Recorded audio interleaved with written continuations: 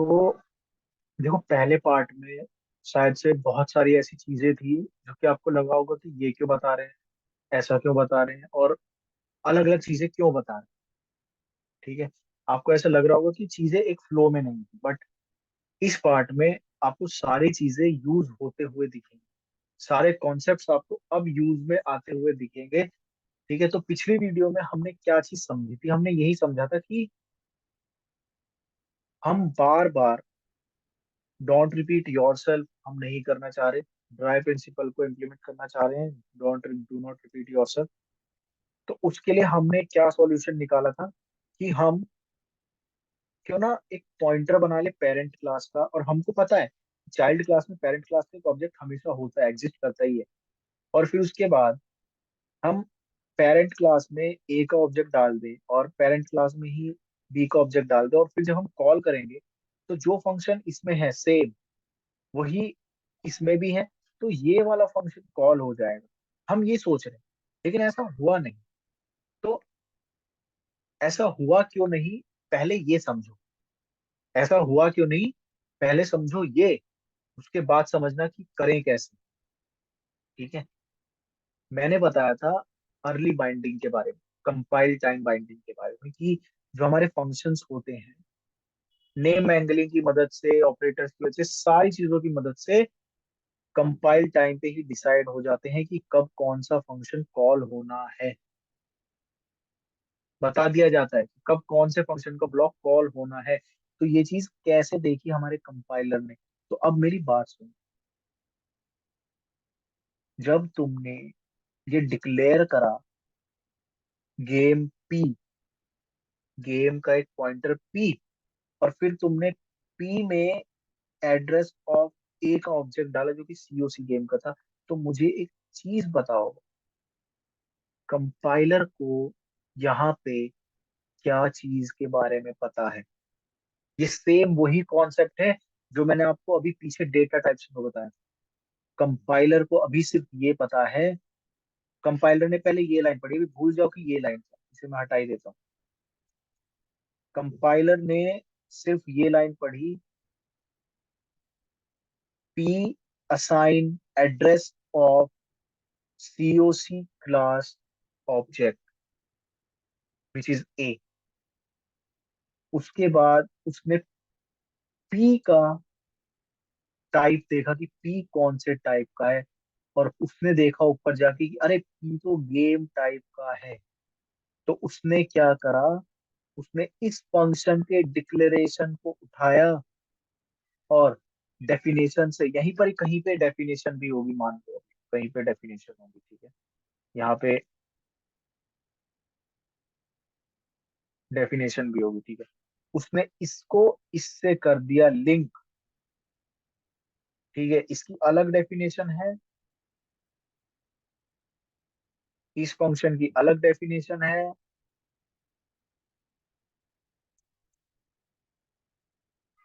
इस फंक्शन की अलग डेफिनेशन है। यहाँ पे मतलब ऑब्वियसली बात है, इसका ऑब्जेक्ट है तो सेम चीज ही है वैसे तो, बट हम अलग अलग बस बता रहे हैं। ठीक है, यहाँ पे अलग है, यहाँ पे अलग। ठीक है, अब मुझे एक चीज बताओ कि जब ये चीज कंपाइल टाइम पे ही डिसाइड हो गई कि जो गेम है वो पॉइंटर टाइप का है, जो जो पी है हमारा वो गेम टाइप का है, तो ये जब इससे लिंक हो चुका है, तो अब चाहे तुम पॉइंटर में थीटन अरीना का ऑब्जेक्ट डालो या फिर सीओसी का ऑब्जेक्ट डालो, जब तुम फंक्शन कॉल करोगे, देखो अभी जो फंक्शन लिखा हुआ है ना, ये मत समझना कि ये अलग अलग फंक्शन, सब एक ही नाम के फंक्शन है। ठीक है, अब चाहे तुम फंक्शन कॉल करो, चाहे तुम इसमें ए डाल के कॉल करो या फिर बी डाल के कॉल करो, फंक्शन तो गेम क्लास का ही कॉल होना है। ये समझ में आई ये चीज हुई कैसे, क्योंकि कंपाइल टाइम बाइंडिंग पे कंपाइलर को सिर्फ ये दिखा, कंपाइलर को ये नहीं दिखा कि इसके अंदर ए जा रहा है। अब ये क्यों नहीं दिखा कंपाइलर को, ये सेम वही चीज है जब हमने इंटीजर इंट डेटा टाइप के केस में पढ़ा था, कि कंपाइलर को नहीं पता कि उसमें क्या जा रहा है। कंपाइलर को सिर्फ क्या पता है, देखो, कंपाइलर को सिर्फ ये पता है कि गेम टाइप का एक पॉइंटर है जिसके अंदर वैल्यू आने वाली है, सॉरी, जिसके अंदर रेफरेंस आने वाला है गेम टाइप के ऑब्जेक्ट का ही। ठीक है, कंपाइलर को सिर्फ ये लाइन पता है, सिर्फ ये लाइन,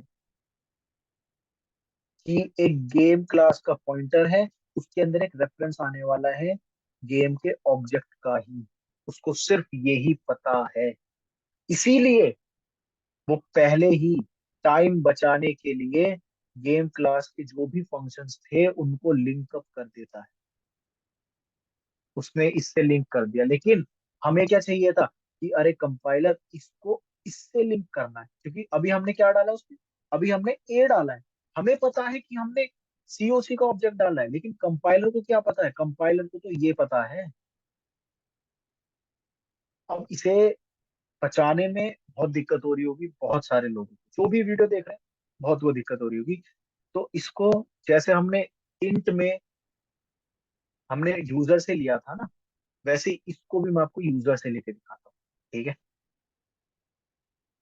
तो हल्का से स्क्रीन को छोटा कर लेता हूँ, बिकॉज मुझे बहुत दिक्कत हो रही है कोड लिखने में, बहुत ही बड़ा बड़ा दिक्कत।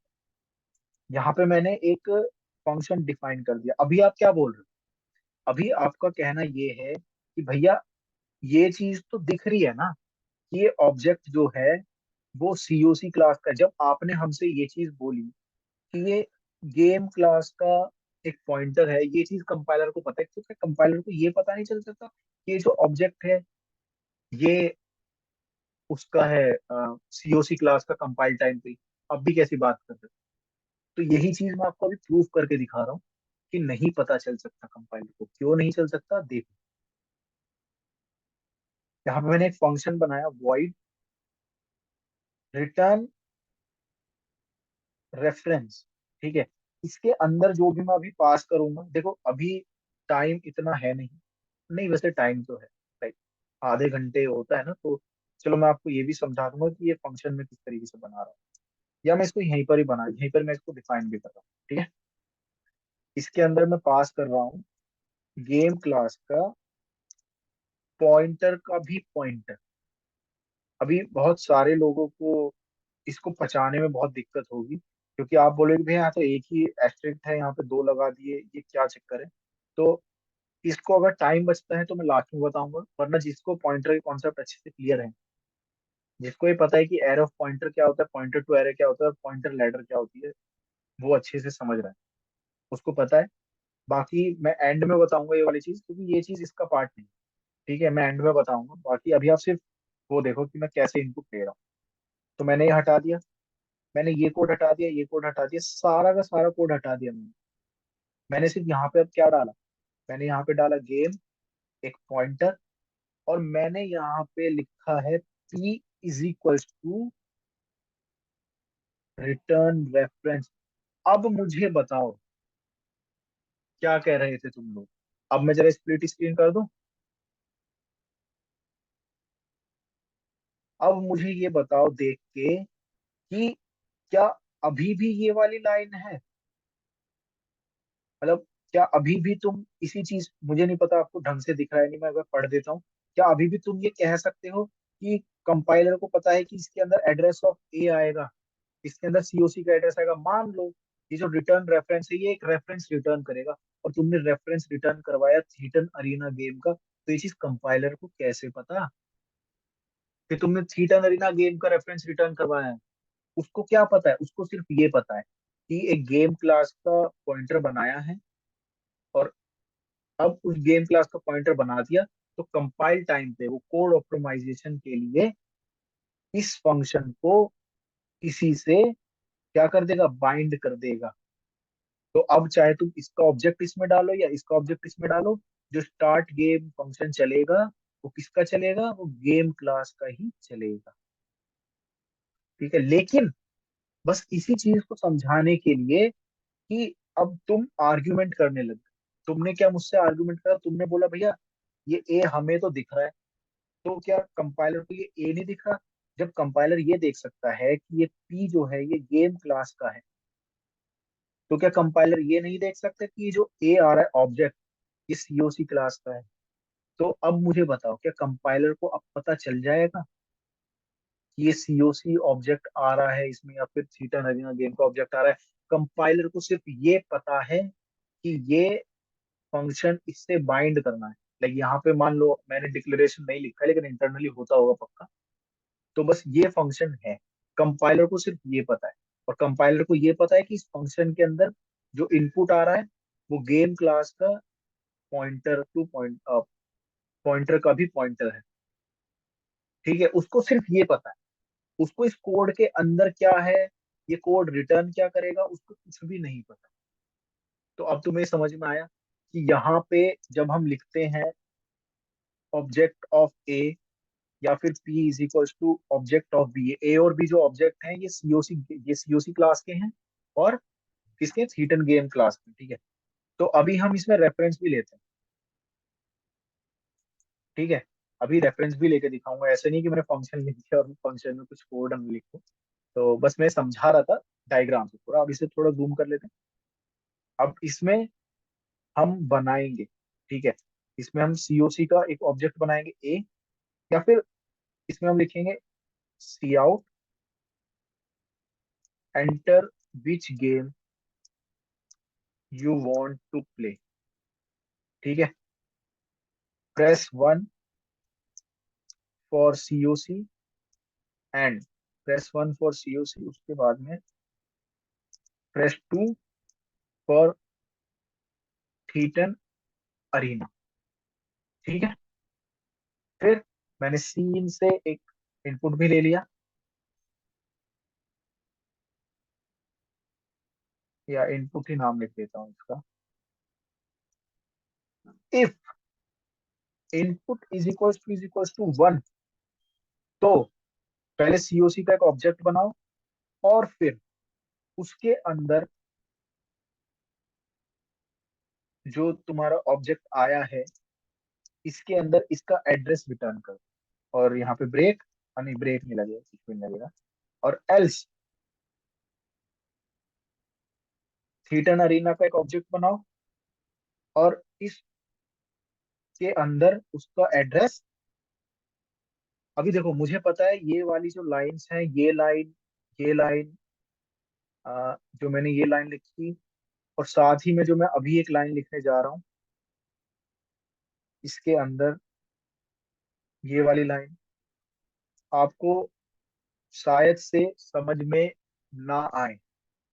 ठीक है, शायद से समझ में ना आए, लेकिन अभी सिर्फ मैंने ये वाला कोड इसीलिए लिखा आपको ये चीज समझाने के लिए कि कंपाइलर को ये तो पता है कि यहाँ पे पी है, लेकिन कंपाइलर को ये नहीं पता, अगर तुमने इज इक्वल टू करके एड्रेस ऑफ ए लिख दो, एड्रेस ऑफ बी लिख दो, address of C D E F कुछ भी लिख दो, कंपाइलर को ये नहीं पता। क्यों नहीं पता? इसका एक छोटा सा रीजन, क्योंकि ये यूजर इनपुट है। आप खुद सोचो, क्या आपके कोड को ये चीज पता है? मतलब देखो, पेंट खोलता हूँ थोड़ा सा, आप खुद सोचो, क्या आपके कोड को, आपका फोन है यार, ठीक है, इस फोन में जो गेम था, जो बड़ी क्लास की गेम थी, वो अंदर जाके और सेपरेट हो जाती है, और छोटे छोटे गेम्स में थीटा नरीना है, ये सीओसी मान लो, कुछ और भी गेम्स हैं, एक और गेम है, एक और गेम। क्या आपके कंपाइलर को या फिर आपकी स्क्रीन को ये चीज पता है कि आप कौन सा गेम अभी टिक करने वाले हो, कौन से गेम पे आप क्लिक करोगे? नहीं पता ना आपकी स्क्रीन को। आपको दिख रहा है, लेकिन अंदर से जो आपका फोन है उसकी मेमोरी है, उसको नहीं पता आप कौन सा गेम टिक करोगे। ठीक है, उसको सिर्फ क्या पता है, उसको सिर्फ ये पता है कि हाँ इसके अंदर में यहाँ पे एक क्लास है, ठीक है, उसके अंदर बहुत सारे गेम्स हैं, उसे सिर्फ इतना पता है। ऐसे ही आपके इस कोड को सिर्फ यही पता है कि ये जो है ना, एक पॉइंटर है गेम का, जिसके अंदर एक गेम क्लास का ही ऑब्जेक्ट का रेफरेंस आता, लेकिन आपने इसमें रेफरेंस किसी और क्लास का दे दी, ठीक है, जो कि सही भी है, ठीक है, जो कि सही भी है, लेकिन कंपाइलर तो अपनी तरफ से यही सोच रहा है ना। इसी वजह से तो कंपाइलर ने जो ये फंक्शन था, ये जो गेम क्लास का आपका फंक्शन है, इसको गेम क्लास के फंक्शन के साथ ही बाइंड कर दिया, लेकिन आपको चाहिए था कि ये जो बाइंडिंग हो ये कुछ ऐसी हो कि ये वाले फंक्शन इन वाले डिक्लेरेशन से बाइंड हो जाए। आपने ऐसा सोचा था, तो उसी चीज को करने के लिए अभी आपने पहले, अभी ये चीज ही समझाने के लिए मैंने आपके लिए एक ये वाली चीज बना दी। अब मुझे जरा बताओ कि कंपाइलर को ये पता है कि आप सीओसी क्लास का ऑब्जेक्ट रिटर्न करोगे या थीटा नदीना का रिटर्न करोगे? नहीं पता ना कंपाइलर को। अभी इस चीज को चलो प्रैक्टिकली भी करके देखते हैं। अभी यहाँ पे स्टार्ट गेम लिखा है, अभी देखो, मैंने यहाँ पे, मैं अभी फंक्शन कॉल कर रहा हूँ, press 1 for COC game, press 2 for theta नदीना गेम, ठीक है। और अब देखो एक चीज यहाँ पे, अगर मैं वन प्रेस करूं, अगर मैं वन प्रेस करूंगा तो इसमें सीओसी का ऑब्जेक्ट जाएगा, और फिर पी डॉट स्टार्ट गेम चलना चाहिए, सीओसी वाला। सीओसी में क्या लिखा है, COC game started.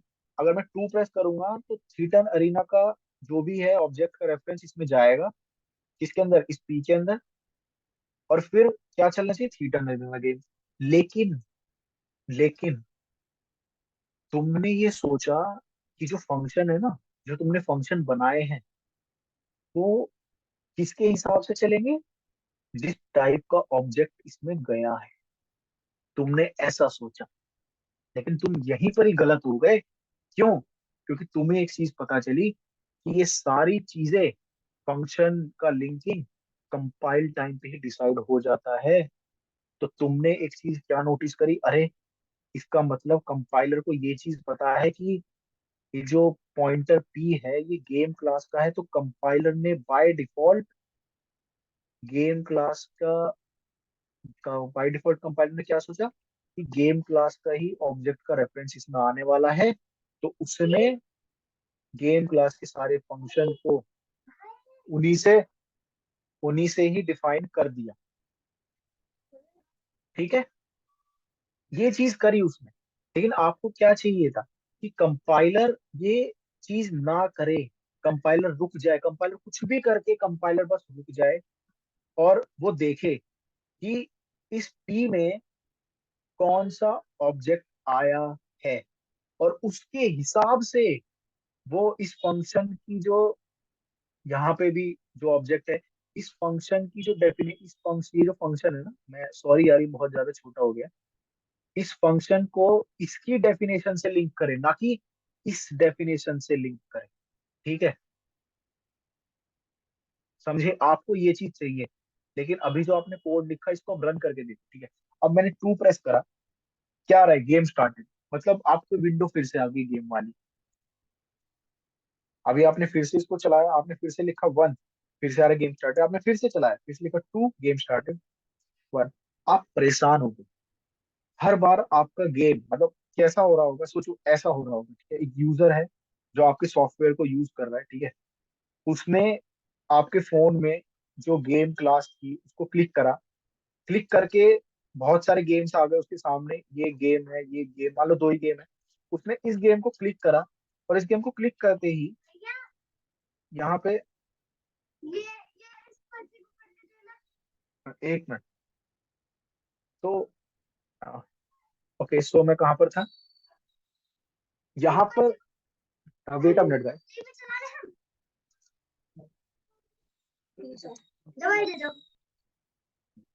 Guys, wait a minute.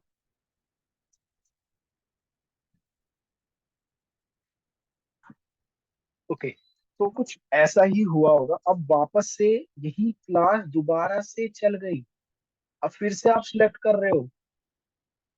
सोचो कितना बुरा हो रहा होगा उस यूजर के साथ। वो आपको कोस रहा होगा कि कौन से डेवलपर ने ऐसी चीज बना दी, उसको तो डेवलपर होना ही नहीं चाहिए। तो आप ऐसा धब्बा नहीं लगाना चाहते, इसीलिए आपने सोचा अरे यार ये तो बहुत ही बड़ी दिक्कत कर दी मैंने, तो मैं एक काम करता हूँ, ये सारी चीजें हटाता हूँ, रेफरेंस वगैरह सब कुछ, वापस से बस यहाँ पे मैं ऑब्जेक्ट बनाता हूँ और ऑब्जेक्ट बना के कॉल करता हूँ। लेकिन फिर आए बड़े डेवलपर्स, जो पीएचडी करते हैं इन सब चीजों पे। उन्होंने बोला रुको, तुम्हारी दिक्कत क्या है? तुम्हारी दिक्कत यही तो है कि ये जो फंक्शन है ये कंपाइल टाइम पे बाइंड ना हो, ये रन टाइम पे बाइंड हो। क्योंकि अगर ये रन टाइम पे बाइंड होगा, तो रन टाइम पे बाइंड जब ये होगा, तो रन टाइम पे ये भी देखा जाएगा कि इस पॉइंटर में कौन से ऑब्जेक्ट का रेफरेंस आ रहा है। समझे मेरी बात को? रन टाइम पे ये भी देखा जाएगा कि इस पॉइंटर में कौन सा रेफरेंस आ रहा है। मतलब रन टाइम पे इस रिटर्न रेफरेंस से क्या चीज रिटर्न होके आ रही है इस पी के अंदर। देखो, ये लाइन कुछ ऐसी होगी, ठीक है? या नहीं, ये लाइन कुछ ऐसी क्या होगी, ये लाइन यहाँ पे आपको दिख रही है, ये लाइन कुछ ऐसी है। ये चीज पूरी देखी जाएगी। पहले ये देखा जाएगा कि पॉइंटर कौन से टाइप का है, फिर देखा जाएगा कि कौन सा ऑब्जेक्ट का रेफरेंस इसमें आ रहा है। समझे आप? तो ठीक है, लाइक थोड़ा सा ऐसा लग रहा है कि यार ये कैसे होगा। तो अब समझो इसको प्रैक्टिकली, थोड़ा समझते हैं, पहले डायग्राम से समझते हैं। देखो क्या हो रहा होगा कि जब कंपाइलर इस फंक्शन के पास आया इसको बाइंड करने के लिए, ठीक है, तो इस फंक्शन के आगे हमने कुछ ऐसा लिख दिया, इसको मत करो बाइंड। हमने कुछ ऐसा लिख दिया इस फंक्शन के आगे, इसको मत करो बाइंड, ठीक है? तो अब ये इसको बाइंड नहीं कर रहा, कंपाइलर आगे बढ़ गई, ठीक है? फिर कंपाइलर के आगे बढ़ने के बाद उसने ये चीज देखी कि अच्छा, एक फंक्शन कॉल हुआ, और फिर उस फंक्शन के अंदर एक रेफरेंस आ गया ऑब्जेक्ट का। ओके, उस फंक्शन के अंदर जो रेफरेंस आया है एक ऑब्जेक्ट का, अब उसने उसको देखा, और इसे देखने के बाद उसने क्या बोला, अच्छा, तो इस फंक्शन की जो डेफिनेशन है उस ऑब्जेक्ट में, या जो डिक्लेरेशन है, वो हमें इस फंक्शन की डेफिनेशन से बाइंड करना है। समझे?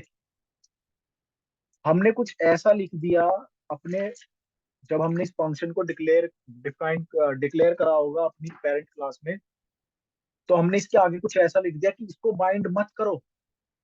हमें ऐसा ही तो चाहिए कुछ कि इसको बाइंड मत करो। इसको बाइंड जब करना, जब इसके अंदर किसी का ऑब्जेक्ट हो और उस ऑब्जेक्ट को देख के इसके फंक्शन को बाइंड करना उस ऑब्जेक्ट के फंक्शन से, अगर सेम है।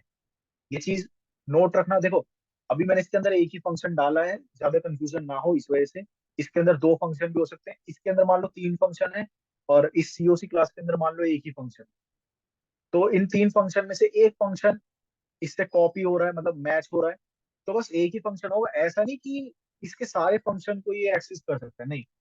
सिर्फ जो फंक्शन मैच कर रहे हैं, ये उनको रन टाइम पे इससे बाइंड कर दे, इसके फंक्शन। ठीक है? तो ऐसा ही हुआ, ठीक है? कम अब डेवलपर्स ने बोला तुम्हें ऐसा ही तो चाहिए, हमने बोला हाँ हमें बस ऐसा ही चाहिए, और कुछ मत करके दो हम। तो उन्होंने बोला कि एक काम करो, इतना बड़ा लिखने की जगह तुम अपने फंक्शन को डिक्लेयर करते समय पेरेंट क्लास में वर्चुअल लिख देना बस। वर्चुअल लिखते ही वर्चुअल लिखते ही क्या होगा, अब कंपाइलर ये चीज नहीं सोचेगा कि गेम का एक रेफरेंस बना, गेम का एक पॉइंटर बना पी, तो उसके अंदर रेफरेंस आएगा गेम के ऑब्जेक्ट का ही। अब ये नहीं सोचा, या फिर एड्रेस बोल लो, उसके अंदर जो एड्रेस आएगा वो गेम के ऑब्जेक्ट का ही आएगा, ये नहीं सोचा कंपाइलर ने। अब कंपाइलर ने इसको बाइंड करा ही नहीं, कंपाइलर ने कुछ सोचा ही नहीं। कंपाइलर ने बोला कि जब ऑब्जेक्ट का एड्रेस आएगा, जब देख लेंगे। तो ऐसा ही हुआ। अब ऑब्जेक्ट का एड्रेस आया, इसने भेजा ए, तो अब ए क्लास के जितने भी फंक्शन थे, उसमें से जो भी जिनके आगे वर्चुअल लिखा हुआ था, उसने चेक करा कि ऑब्जेक्ट में भी तो नहीं है वर्चुअल। उसने बोला अच्छा है, तो ठीक है, इस फंक्शन पे जो डिक्लेरेशन था, इस फंक्शन के डेफिनेशन से लिंक कर दो, बाइंड कर दो इसके साथ। और अब जब तुम ये कॉल करोगे, तो इस फंक्शन का जो फंक्शन है, इस ऑब्जेक्ट का जो फंक्शन है वो चलेगा। ऐसे ही अगर मान लो तुमने इसकी जगह लिखा होता बी, तो अब ये जाएगा थीटा नरीना क्लास में, ये देखेगा कि इसके अंदर कौन कौन से फंक्शंस हैं, इसके अंदर कौन कौन से फंक्शंस हैं। अ, अच्छा हाँ, फंक्शन तो मैं लिखा ही हुआ है, ये क्यों लिखा हुआ है फिर से। इसके अंदर कौन कौन से फंक्शंस हैं जो इसके फंक्शन से मैच कर रहे हैं, ठीक है।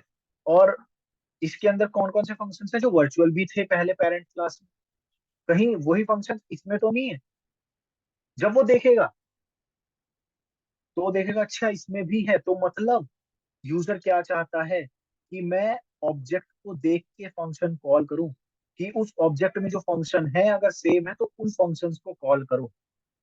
यही तो हमारी दिक्कत थी कि जब पहले मैं क्लास को कॉल करूं, क्लास को कॉल करने के बाद जो क्लास के अंदर के गेम्स हैं, COC game, theta Nagina game, उनके फंक्शंस में सेम रखूं और बस कॉल कर दूं सेम नाम से। यही तो दिक्कत थी, अब सॉल्व कर दी वर्चुअल ने। तो एक्चुअल में सॉल्व करी क्या, देखें। तो अभी मैं क्या कर रहा हूँ, सिर्फ गेम क्लास में जाके इस फंक्शन के आगे वर्चुअल लिख रहा हूँ। इसका मतलब क्या है, अब कंपाइलर को ये चीज पता चल जाएगी कि मुझे ये अभी बाइंड नहीं करना, मुझे ये फंक्शन बाइंड ही नहीं करना, ठीक है। कंपाइलर को ये चीज पता चलेगी। एक बार फ्लो देख लें कैसे होगा। ये चलो काफी हेक्टिक भी हो गया होगा शायद से। आ, हम इसे डायरेक्ट रन ही करते हैं। अभी देखो, नहीं यहाँ पे तो देखना पड़ेगा। अगर मैं वन प्रेस करूंगा सीओसी तो क्या होगा, ये रेफरेंस सबसे पहले ये फंक्शन चला, हम इसके अंदर गए। अब कंपाइलर ने ये फंक्शन लिंक कर दिया होगा, ठीक है। लेकिन कंपाइलर ने ये फंक्शन लिंक नहीं करा।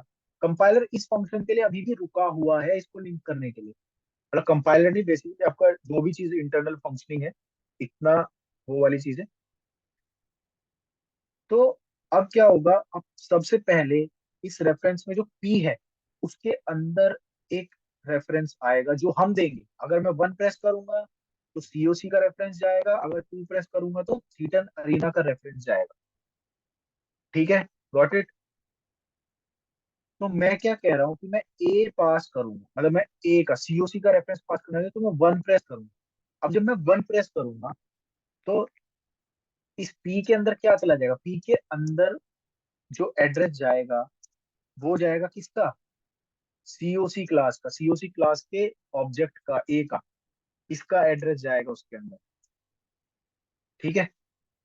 तो अब कंपाइलर इसको देखेगा, कंपाइलर किसको देखेगा, इसको देखेगा कि अच्छा ये सीओसी का ऑब्जेक्ट है, तो इसका मतलब सीओसी में जो फंक्शन है कौन सा, स्टार्ट गेम, वो चलाना है मुझे, मतलब उससे बाइंडिंग कर देनी है, बाइंडिंग कर देगा इससे।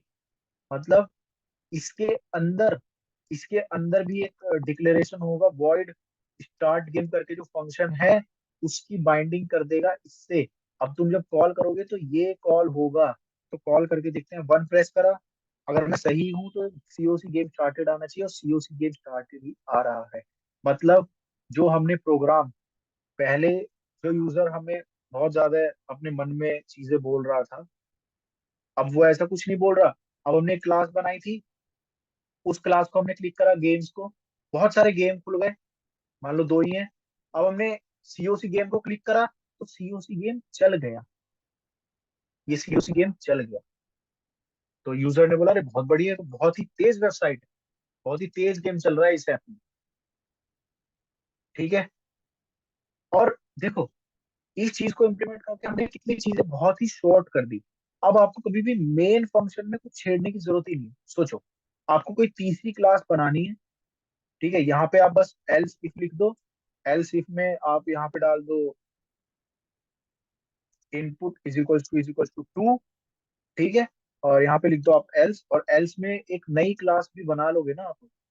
एक नई क्लास चलो बना ही लेते हैं, एक नई क्लास बना लो,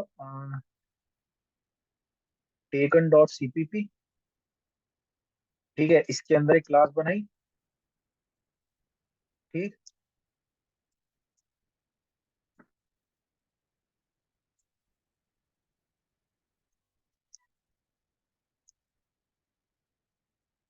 क्लास टेकन, वॉइड, ठीक है।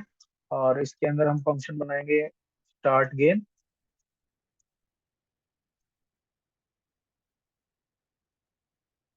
कुछ भी लिख दो यार, अभी मैं जल्दी जल्दी कुछ भी लिख दे रहा हूँ। तो अभी इसके, अरे हाँ, इसके अंदर हमें वो क्लास इंक्लूड भी तो करनी पड़ेगी ना। पब्लिक और जो गेम क्लास अब इंक्लूड करेंगे, गेम डॉट सीपीपी। तो अभी क्या होगा, देखो, इसके अंदर अब हम टेकन क्लास भी इंक्लूड कर लेते हैं। मेरे हिसाब से हम इसके अंदर गेम डॉट सीपीपी नहीं लेना चाहिए, हमें इसके अंदर लेना चाहिए हिटन अरीना डॉट सीपीपी। बिकॉज देखो, यहाँ पे शायद से अब ये वाली चीज थोड़ी सी कंफ्यूजिंग लगे आपको, यहाँ पे गेम डॉट सीपीपी पहले से इंक्लूडेड है। तो अगर ये फिर से कंपाइल होगा तो एक एरर आएगी, जिसे हम कहते हैं रीडिक्लेरेशन एरर। चलो उस एरर को भी देख ही लेते हैं, उससे आपको और कुछ सीखने को मिल जाएगा। ठीक है, तो यहाँ पे मैं फाइल को पहले इंक्लूड कर लूँ,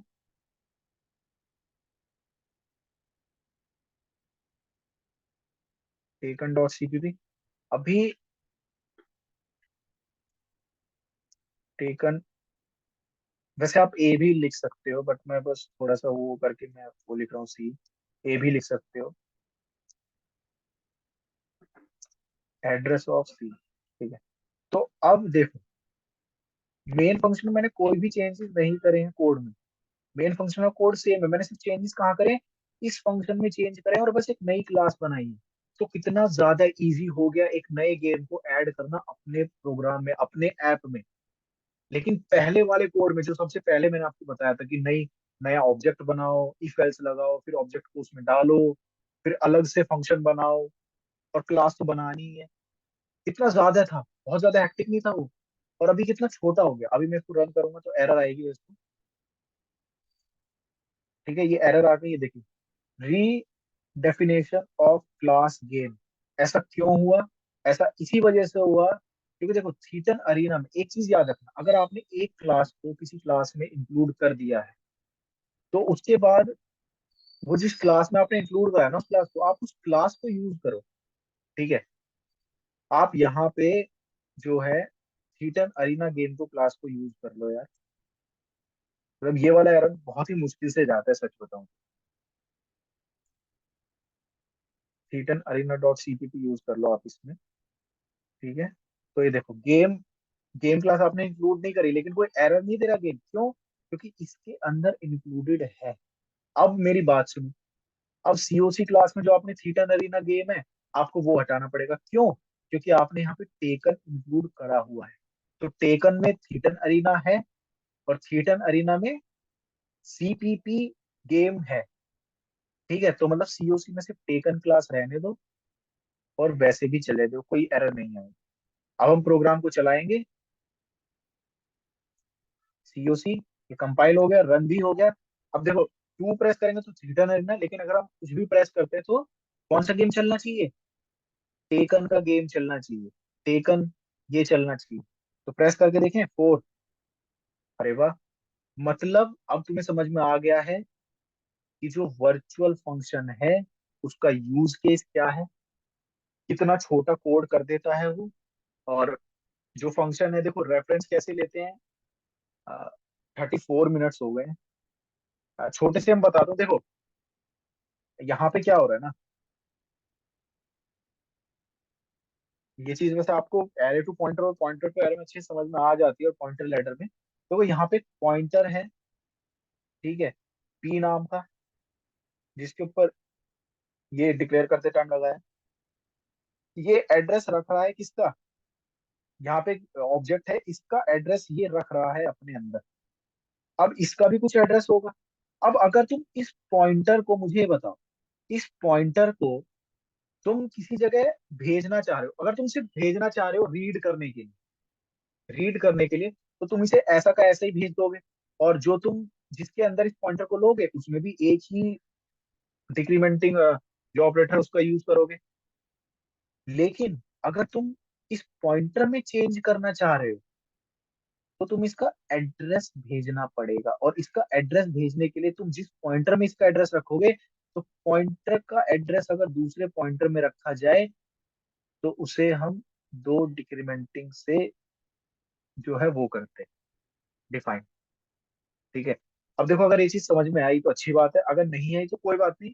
अगर कभी हम डेटा स्ट्रक्चर की मैं सीरीज लाऊंगा सी लैंग्वेज के साथ, उस टाइम मैं अच्छे से बता दूंगा, वरना एरे ऑफ पॉइंटर और पॉइंटर टू एरे में मैं अच्छे से बता दूंगा ये वाली चीज। बाकी ये वाला कोड जो है मैं आपको प्रोवाइड कर दूंगा। आप नई नई क्लासेस बना के ना इसको टेस्ट कर सकते हो। अब नई नई क्लासेस बना के टेस्ट करो, ये वर्चुअल फंक्शन अगर हटा दोगे और अब तुम चीजें करोगे तो टेस्ट करो वापस से। ठीक है, अब तुम चाहे वन दबाओ, चाहे टू दबाओ, चाहे थ्री दबाओ, तो गेम स्टार्टेड ही आ रहा है। मतलब अभी सारा कुछ, सारा कुछ कंपाइलर किसके हिसाब से देख रहा है, इस गेम क्लास के हिसाब से उसने बाइंडिंग कर दी है। लेकिन तुम्हें अब क्या चाहिए, तुम्हें चाहिए लेट बाइंडिंग, तो तुम यहाँ लिख दोगे वर्चुअल, कि कंपाइलर रुक जाओ, ऑब्जेक्ट को देख के बाइंडिंग करना। ठीक है, अब वो ऑब्जेक्ट को देख के बाइंडिंग करेगा। देखो, अब बाकी सारी चीजें शायद से आपने मेरे साथ ही कोड लिखा हो, तो बहुत बहुत थैंक यू इतना टाइम निकालने के लिए। और वैसे थैंक यू क्यों, मतलब मेरी प्रैक्टिस हुई, आपकी प्रैक्टिस हुई, तो थैंक यू कोई सवाल ही पैदा नहीं होता। मेरी भी काफी अच्छी प्रैक्टिस हो गई। ठीक है, और इसी के साथ में अब आप इस कोड पे प्रैक्टिस करो और प्रैक्टिस करो। ठीक है, बाकी अब अगले दिन हम क्या समझेंगे, सुनो। ये चीज समझ में आ गई, नेम मैंगलिंग समझ में आया, ये समझ में आया कि हाँ ये इसको लिंक कर रहा है, उसको लिंक कर रहा है, compile time binding, run time binding हो रही है। अब ये चीज समझनी है हमें कि एक्चुअल में ये जो लिंकिंग का प्रोसेस है, ये फंक्शन की जो डिक्लेरेशन है, ये इस वाली डेफिनेशन से कैसे लिंक हो जा रही है। मतलब ऐसा हो क्या रहा है इंटरनली, क्या हो रहा है। तो वो चीज हम अगली क्लास में समझेंगे, वर्चुअल फंक्शन की वर्किंग को। ठीक है, तो मैं यही चाहूंगा कि उससे पहले आप बहुत ही अच्छे से compile time and run time binding समझ लो। ठीक है, चाहे 2 घंटे लगे, लेकिन मैं इस चीज की गारंटी ले रहा हूँ कि ये 2 घंटे ना आपको आगे जाके कभी भी वर्थलेस नहीं लगने वाले हैं, कभी भी। और देखो, जो लोग बोलते हैं ना कि सी को बस बेसिक से सीख लो, थोड़ा सा सी सीख लो और फिर आप पाइथन पे जा सकते हो, जावा इजी लगेगी। तो ये जावा इजी आपको जब ही लगेगी जब आप सी के ऐसे कॉन्सेप्ट्स को इजी समझ लो। ठीक है, देखो ये कॉन्सेप्ट मुझे पहली बार में बहुत टफ लगे थे, मुझे समझ में भी नहीं आए थे, बट मैंने डायग्राम से समझा, सारी चीजें समझी, और अब मुझे ये कॉन्सेप्ट इजी लगता है। अब मुझे कॉन्सेप्ट इतने टफ नहीं लगते। और इसीलिए अगर अब मैं जावा पे शिफ्ट होता हूँ तो वो मुझे इजी ही लगेगी, क्योंकि जब तो क्योंकि जावा में सी से बहुत ही कम कॉन्सेप्ट। ठीक है, तो ये चीज दिमाग से निकाल दो कि सी के छोटे मोटे चीजें पढ़ ली, फॉर लूप, फाइल लूप, और तुम्हें जावा इजी लगने लगेगी। ऐसा नहीं होने वाला, जब आपको सी के ऐसे कॉन्सेप्ट समझ में आएंगी तब आपको जावा इजी जरूर लगेगी। ओके, सो आज के लिए इतना ही। आज की वीडियो सच में काफी लंबी हो गई है आज की, बट इतनी भी लंबी नहीं हुई है अगर देखा जाए तो। ठीक है, जो कंटेंट के बेस पे है, वो काफी सही आपको प्रोवाइड हो और काफी सही चीज आपको समझ में आ गई होगी। Okay, bye, thank you.